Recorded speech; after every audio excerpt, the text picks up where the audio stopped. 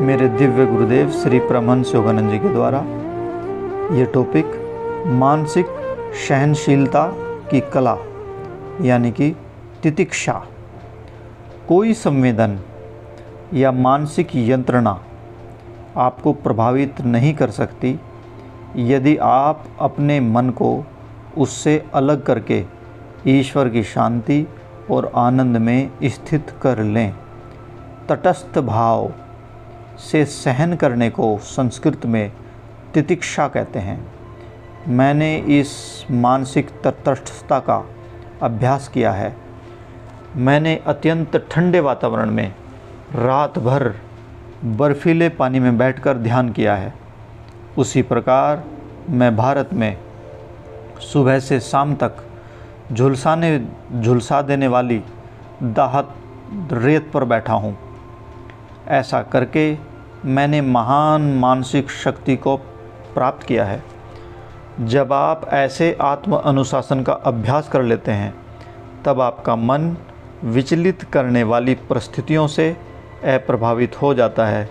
यदि आप सोचते हैं कि किसी काम को आप नहीं कर सकते तो आपका मन एक दास है। स्वयं को इससे मुक्त कीजिए। मेरा यह अर्थ नहीं है कि आपको अविवेकी बन जाना चाहिए। धीरे धीरे बाधाओं से ऊपर उठने का प्रयास करें। आप में जो गुण अवश्य होना ही चाहिए वह है सहन शक्ति। आपकी समस्या चाहे कुछ भी क्यों न हो, उसे कोई चिंता किए बिना सुलझाने का सर्वोत्तम प्रयास कीजिए और सुलझने तक तितिक्षा का अभ्यास करें, यानी कि सहन शक्ति का अभ्यास करें। क्या यह व्यवहारिक ज्ञान नहीं है?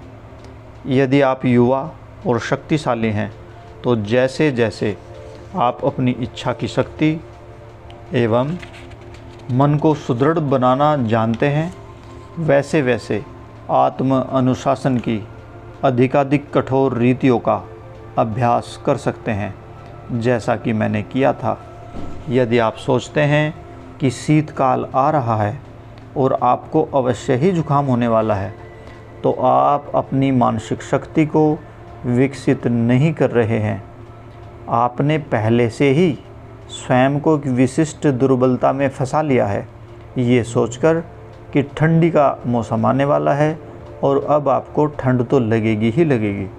जब आपको लगता है कि आपको जुकाम हो सकता है, तब मानसिक स्तर पर उसका विरोध करें। चले जाओ, मुझे जो सावधानियां बरतनी चाहिए उनका पालन मैं कर रहा हूं, परंतु मैं चिंता को, अपने मन को दुर्बल बनाकर रोग को निमंत्रित करने का अवसर नहीं दूंगा, ऐसा सोचें। यह उचित मानसिक दृष्टिकोण है। सभी परिस्थितियों में आप सच्चे हृदय से सर्वोत्तम प्रयास करें, परंतु चिंता के बिना। चिंता आपके प्रयासों को बलहीन बनाने के अतिरिक्त और कुछ नहीं करती। यदि आप सर्वोत्तम प्रयास करते हैं तो ईश्वर आपकी सहायता करने के लिए हाथ बढ़ाएंगे। याद रखिए कि मन कभी भी पीड़ा को अनुभव नहीं कर सकता जब तक कि वह पीड़ा की कल्पना को स्वीकार नहीं कर लेता। दोबारा फिर सुनिए, मन कभी भी पीड़ा को अनुभव नहीं कर सकता जब तक कि वह पीड़ा की कल्पना को स्वीकार नहीं कर लेता। मन निर्धनता या किसी अन्य अवस्था को अनुभव नहीं कर सकता जब तक वह परिस्थिति की कटुता को स्वीकार नहीं कर लेता। बहुत सारे संतों के साथ अत्यंत क्रूर व्यवहार किया गया था। उनका जीवन समस्याओं, बाधाओं और अनिश्चितताओं से भरा हुआ था, फिर भी उन्होंने कभी कोई चिंता नहीं की। याद रखिए, आप भी ईश्वर की संतान हैं। आपको अन्य सब त्याग सकते हैं, परंतु परमात्मा आपको कभी नहीं त्याग सकते, क्योंकि वे आपसे प्रेम करते हैं। आपको कभी चिंता नहीं करनी चाहिए, क्योंकि ईश्वर ने आपको अपने अदम्य प्रतिबिंब में बनाया है। इसे समझिए कि ईश्वर की अनंत उपस्थिति सदा आपके भीतर है। ईश्वर की अनंत उपस्थिति सदा आपके भीतर है। ईश्वर से कहिए, ये कहिए, जीवन में और मृत्यु में, स्वास्थ्य में और रुग्णता में मुझे कोई चिंता नहीं, क्योंकि हे प्रभु मैं आपकी संतान हूँ। जय गुरु जी। आइए भारत की एक पारंपरिक कथा का पुनर्कथन करते हैं, दोबारा से सुनते हैं। एक बार एक विशालकाय शेरनी थी जो गर्भवती थी और भूख से अधमरी हो गई थी। जैसे जैसे दिन बीतने लगे और उसके पेट का बच्चा भारी होने लगा, उसका शिकार की खोज में घूमना कठिन हो गया। यदि वह किसी जानवर को लुक छिपकर खोजने में सफल भी हो जाती तो वह पर्याप्त तेज़ी से उस पर झपट न पाती और प्रत्येक बार अपने शिकारों को पकड़ने में असफल हो जाती। दुखी मन से गरजती, पेट के बच्चे का बोझ उठाए, भूख से तड़पती शेरनी वन में घूमती रही। अंततः एक चरागाह के किनारे पर स्थित पेड़ों के एक झुंड की छाया में सो गई। नींद में उसे एक स्वप्न आया, जिसमें उसने भेड़ों के एक झुंड को घास चरते देखा। स्वप्न में एक भेड़ पर झपटने के प्रयास में उसके शरीर को एक झटका लगा। वह जाग गई और तभी उसने भेड़ों के एक बड़े झुंड को सचमुच पास में चरते हुए देखा। आनंद से विभोर, अपने उदर के गर्भ को भूलकर और ऐतरप अक्षुदाग्नि, पेट की अग्नि के पागलपन में शेरनी एक नन्हे मेमने पर झपट पड़ी और जंगल की गहराइयों में अदृश्य हो गई। शेरनी को यह पता ही नहीं चला कि मेमने पर अंधाधुंध झपटने के कठिन परिश्रम के कारण उसने अपने बच्चे को जन्म दिया था। इस आक्रमण के कारण भेड़ें भय से स्तब्ध हो गई, परंतु जब शेरनी चली गई तो भय समाप्त हो गया। तब वे होश में आई और उन्हें मेमने की कमी का पता चला। जब भेड़ों की भाषा में उनका झुंड विलाप में मिमिया रहा था, तब उन्होंने बड़े आश्चर्यचकित होकर देखा कि एक असहाय शेर का बच्चा उनके बीच में म्यों म्यों कर रहा है। उन भेड़ों में से एक भेड़ ने उस बच्चे पर दया दिखाते हुए उसे अपना बच्चा मानकर अपना लिया। कई वर्ष बीत गए। अनाथ शेर अब एक पूर्ण विकसित, लंबी पूंछ और अयाल वाला जानवर बनकर भेड़ों के झुंड के साथ ठीक एक भेड़ जैसा ही व्यवहार करता हुआ घूमता फिरता रहा था।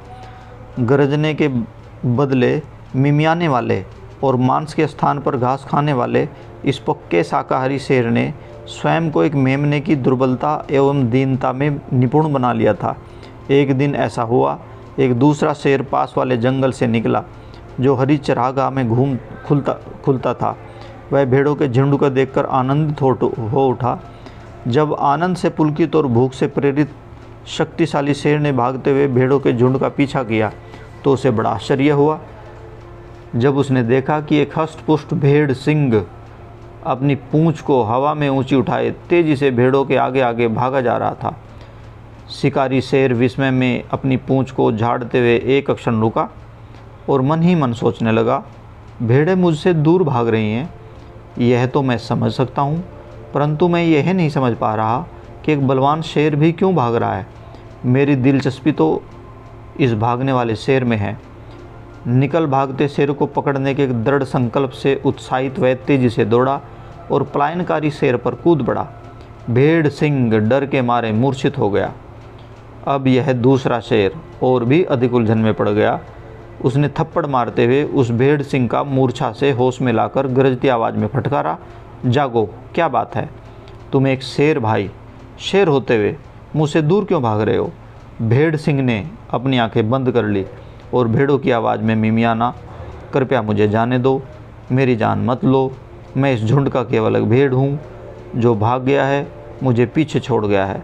आहा, तो अब मैं समझा तुम क्यों मिमिया रहे हो। शिकारी शेर ने कहा, उनसे कुछ पल सोचो। फिर अपने शक्तिशाली जबड़े में उस भेड़ सिंह का अयाल को दबाया और उसे चरागाह के छोर पर स्थित एक झील तक घसीट कर ले गया। झील के किनारे पहुंचकर उसने इस भ्रमित जानवर के सिर को पानी के ऊपर धकेला ताकि उसकी परछाई पानी में पड़े। चूँकि भेड़ सिंह ने अभी भी अपनी आंखें कसकर बंद रखी थी, वह उसे ज़ोर ज़ोर से झकझोरने लगा। शिकारी शेर ने पूछा, तुम्हें हो क्या गया? अपनी आंखें खोलो और देखो कि तुम भेड़ नहीं हो। मैं कृपया मुझे मत मारो, मुझे जाने दो, मैं शेर नहीं हूँ बल्कि एक तुच्छ कमज़ोर भेड़ हूँ। मूर्ख जानवर ने बिलखते हुए उत्तर दिया। दूसरा शेर अब क्रोध में आया और उसको एक करारा झटका दिया, जिसके प्रभाव से जब उस भेड़ सिंह ने अपनी आंखें खोली तो वह हैरान हो गया कि पानी में पड़ने वाला प्रतिबिंब एक भेड़ के सिर का नहीं था जिसकी उसे अपेक्षा थी, बल्कि एक शेर का सिर था, ठीक उसे पकड़ने वाले शेर के सिर के जैसा, जो अपने पंजे में उसे झकझोर रहा था। तब उस बड़े शेर ने अपनी भाषा में कहा, पानी में मेरे और अपने चेहरे पर के प्रतिबिंब को देखो, वे दोनों एक जैसे हैं और मेरी यह आवाज़ मिमियाती नहीं, दहाड़ती है। तुम भी दहाड़ने के लिए ही जन्मे हो। भेड़ सिंह का संदेह दूर हुआ और उसने दहाड़ने का प्रयास किया, लेकिन केवल मिमियाती गर्जन ही निकाल सका। परंतु उसके नए मित्र के तमाचों और प्रोत्साहन से अंततः वह प्रभावशाली ढंग से दहाड़ने में सफल हुआ। दोनों शेर मैदान में छलांग भरते हुए निकल गए।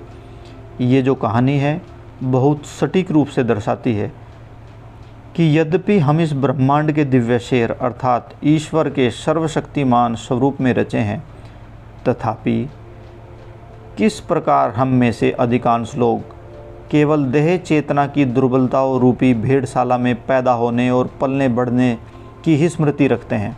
अतः हम रोग, अभाव, दुख एवं मृत्यु रूपी परभक्षियों के भय से मिमियाते हैं, बजाय इसके कि हम अमृतत्व एवं शक्ति से गरजें तथा देह नश्वरता के भ्रम और अज्ञान का शिकार करें।